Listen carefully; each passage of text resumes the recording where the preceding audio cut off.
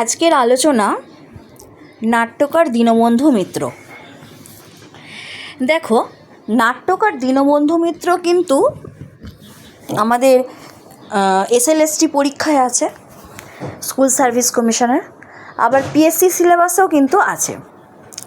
তাই আজকের আলোচনা নাট্যকার দীনবন্ধু মিত্র। জন্ম, নাট্যকারের জন্ম তারিখ দেখো এখানে দেওয়া আছে 1829 খ্রিস্টাব্দ, এটা ইংরেজিরই দেওয়া আছে। মৃত্যু 1 নভেম্বর 1873। চলে আসছি প্রথম পর্বে। দেখো, নাট্যকার দীনবন্ধু মিত্র সম্পর্কে জানতে গেলে অনেক তথ্যই কিন্তু সামনে আসে, কিন্তু সব তথ্য কিন্তু একটা পর্বে দেওয়া সম্ভব নয়। সেই কারণে আমি ভাগ করেছি পর্বের। আজকের পর্ব হচ্ছে প্রথম পর্ব। সরাসরি চলে আসছি প্রশ্নোত্তর পর্বে। দেখো, 1 নম্বরের প্রশ্ন, দীনবন্ধু মিত্রের জন্ম কত সালে? দীনবন্ধু মিত্রের জন্ম হয় কত সালে? উত্তর 1830 সালে। 2, দীনবন্ধু মিত্রের পিতৃদত্ত নাম কী ছিল? দীনবন্ধু মিত্রের পিতৃদত্ত নাম কী ছিল? উত্তর গন্ধর্ব নারায়ণ। 3, নীলদর্পণ নাটক কত সালে প্রকাশ পায়? নীলদর্পণ নাটকটি কত সালে প্রকাশ পায়? উত্তর 1860 সালে। 4, দীনবন্ধু মিত্রের প্রথম কবিতার নাম কি? দীনবন্ধু মিত্রের প্রথম কবিতার নাম কি? উত্তর মানব চরিত্র। 5, লীলাবতী নাটকটির প্রকাশকাল কত? লীলাবতী নাটকটির প্রকাশকাল কত? 1867 খ্রিস্টাব্দ। চলে আসছি পরের প্রশ্নে। কমলে কামিনী কত সালে প্রকাশ পায়? কমলে কামিনী কত সালে প্রকাশ পায়? উত্তর 1873 সালে। দেখো, 1873 কিন্তু উনি মারা গেছেন। এটাই ছিল ওনার শেষ নাটক কমলে কামিনী, যা 1873 সালে প্রকাশ পেয়েছে। পরের প্রশ্ন, সুরধ্বনি কাব্য ও দ্বাদশ কবিতা কার লেখা? সুরধ্বনি কাব্য ও দ্বাদশ কবিতা কার লেখা? নাট্যকার দীনবন্ধু মিত্রের। পরের প্রশ্ন, নীলদর্পণ নাটকটি কে ইংরেজিতে অনুবাদ করেছিলেন? নীলদর্পণ নাটকটি কে ইংরেজিতে অনুবাদ করেছিলেন? উত্তর মধুসূদন দত্ত। পরের প্রশ্ন, মধুসূদন দত্ত কী ছদ্মনামে অনুবাদ করেছিলেন নীলদর্পণ নাটক? মধুসূদন দত্ত কী ছদ্মনামে অনুবাদ করেছিলেন নীলদর্পণ নাটক? উত্তর আনেটিভ ছদ্মনামে মাইকেল মধুসূদন দত্ত দীনবন্ধু মিত্রের নীলদর্পণ নাটকটি ইংরাজিতে অনুবাদ করেছিলেন।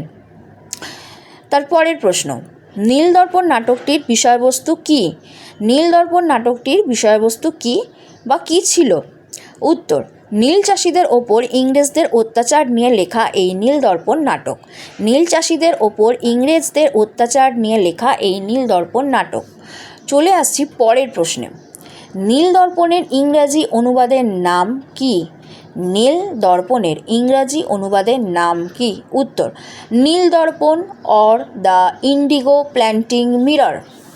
দেখো, এই প্রশ্নটা কিন্তু এবারের মাদ্রাসা সার্ভিস কমিশনে এসেছিল এবং তোমরা অনেকেই বোধহয় ভুল করে এসেছো। ওখানে 4টে অপশান ছিল। অপশান এইরকমই দেয়, Nildarpan or the Indigo planting mirror 1 number option, 2 number Nildarpan, 3 number Nildarpan the Indigo একটা কোলন দিয়ে দ্য ইন্ডিগো প্ল্যান্টিং মিরর, আর একটা শুধু দিয়ে দিল দ্য ইন্ডিগো প্ল্যান্টিং মিরর। কিন্তু হবে Nildarpan or the Indigo planting mirror. এটাই কিন্তু সঠিক নাম বা সঠিক অনুবাদের নাম। চলে আসি পরের প্রশ্নে। তোরাপ ও নবীন মাধব কোন নাটকের চরিত্র? তোরাপ ছিল, দেখো, খুব ইম্পর্ট্যান্ট একটা চরিত্র, খুব গুরুত্বপূর্ণ চরিত্র। আর নবীন মাধবও, এই দুটো চরিত্র পাওয়া গেছে নীলদর্পণ নাটকে। তোরাপ ও নবীন মাধব কোন নাটকের চরিত্র? উত্তর হবে নীলদর্পণ। পরের প্রশ্ন, নবীন তপস্বিনীর প্রকাশকাল কত?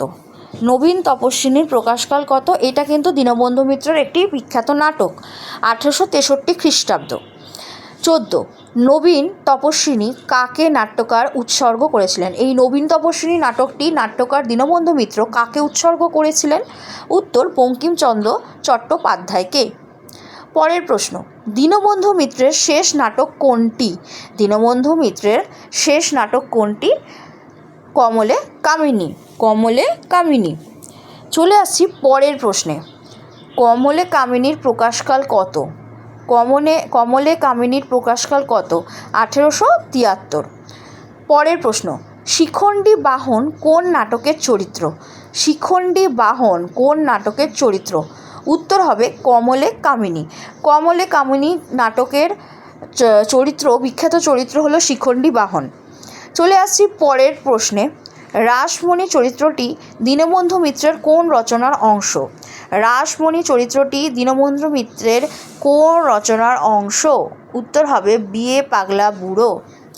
সধবার একাদশীর প্রকাশকাল কত? পরের প্রশ্ন, সধবার একাদশীর প্রকাশকাল কত? উত্তর হবে 1866 খ্রিস্টাব্দ। 1866 সালে সধবার একাদশী এই প্রহসনটি দীনবন্ধু মিত্রের প্রকাশ পায়। আর বিয়ে পাগলা বুড়ো কিন্তু 1866, এইটাও হলো ওনার একটা প্রহসন যা 1866-তে প্রকাশ পেয়েছে। চলে আসছি পরের প্রশ্নে, এই আলোচনার শেষ প্রশ্নে। আজকের আলোচনার শেষ প্রশ্ন, অভয় কুমার কোন নাটকের চরিত্র? উত্তর হবে অভয় কুমার কোন নাটকের চরিত্র? উত্তর হবে জামাই বারিক। উত্তর হবে জামাই বারিক। তাহলে দেখো, আজকে নাট্যকার দীনবন্ধু মিত্রের নাটক সম্পর্কে প্রথম পর্বের আলোচনা এই পর্যন্তই। আলোচনা বলতে প্রশ্নোত্তর পর্ব, কিছু প্রশ্ন আর উত্তর আমি রেখেছিলাম। টোটাল 20টা প্রশ্ন আমি তোমাদের এখানে আজকে দিলাম, কিছু গুরুত্বপূর্ণ প্রশ্ন। আশা করছি ক্লাসটা তোমাদের ভালো লেগেছে। ভালো লাগলে তোমরা অবশ্যই চ্যানেলটা সাবস্ক্রাইব করে রাখো, আর পরের ক্লাসের জন্য প্রস্তুত থেকো, পরের পর্বের জন্য তৈরি থেকো। পরের পর্ব অর্থাৎ দ্বিতীয় পর্ব নিয়ে আমি খুব তাড়াতাড়ি চলে আসব। আজকে এই পর্যন্তই। Thank you so much.